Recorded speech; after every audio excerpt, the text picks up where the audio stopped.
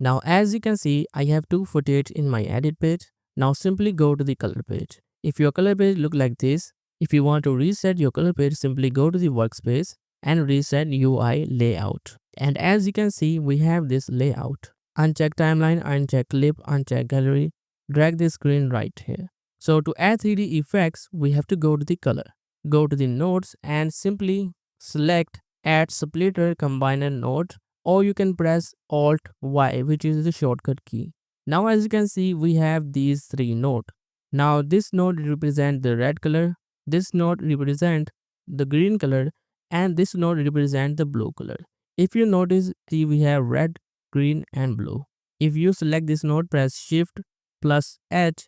As you can see, now we have the red color of this video. If you select this, we have the green color, and now we have these blue color. Press Shift plus H again. Now if you want to add 3D effects, select the red node. Now simply go to the sizing and go to the node sizing. Click here. Now if you increase the width, if I zoom in, as you can see, we have this 3D effect. Now check this out. If I reset this, or if I select my node, press Ctrl D, this is before and this is after. Now we can reset this node.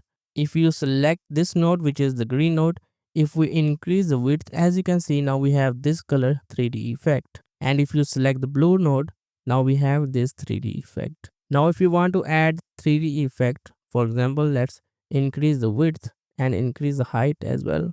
Now check out, we have the 3D effect. Press Ctrl D, this is before and this is after. Now simply we can right click on the previous screen, grab still.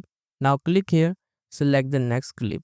Go to the gallery, right click and simply apply grid, and it will automatically apply the 3D effect onto this clip. So this is how we can add 3D effect onto any clip.